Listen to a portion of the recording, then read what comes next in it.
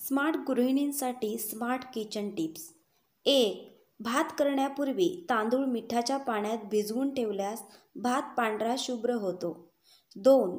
दही मसाल्यामध्ये घालायचे असेल तर अगोदर व्यवस्थित फेटून मगच मसाल्यामध्ये घालावे. यामुळे दही मसाल्यात टाकल्यावर फाटत नाही. 3. फ्रीजमध्ये काळ्या रंगाची बुरशी येत असेल तर अशा वेळेला फ्रीज पुसताना खाण्याचा सोडा वापरून फ्रीज पुसावा. 4. भजी करताना पिठामध्ये लिंबाचा रस पिळून घ्यावा. त्यामुळे भजी चवीला छान लागतात आणि तेलही शोषून घेत नाहीत. 5. गव्हाच्या पिठाला जाळी लागू नये म्हणून गव्हाच्या पिठामध्ये तमालपत्र टाकून ठेवा. गव्हाच्या पिठाला जाळी लागणार नाही. 6. दह्याची लस्सी करताना पाण्याऐवजी दुधाचा वापर केल्यास लस्सी स्वादिष्ट होते. 7. वांग्यासारखी कोणतीही भाजी करताना किंवा भरीत करताना पापड भाजताना नेहमी जाळी वापरावी.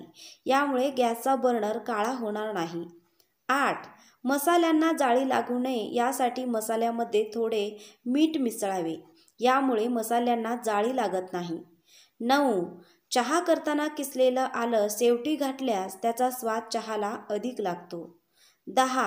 आलं लसूण पेस्ट जास्त काळ टिकवण्यासाठी ती बनवताना त्यात थोडं मीठ आणि तेल टाकून बनवावे. नंतर हवाबंद बरणीमध्ये ठेवावे.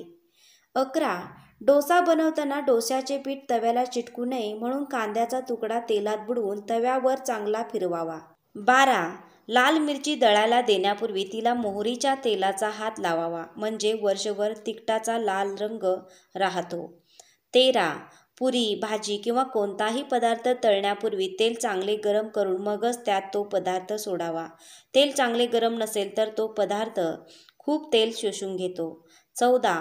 मेंदू वडे बनवताना वाटलेल्या डाळीमध्ये थोडासा रवा घातला तर मेंदू वडे मस्त होतात.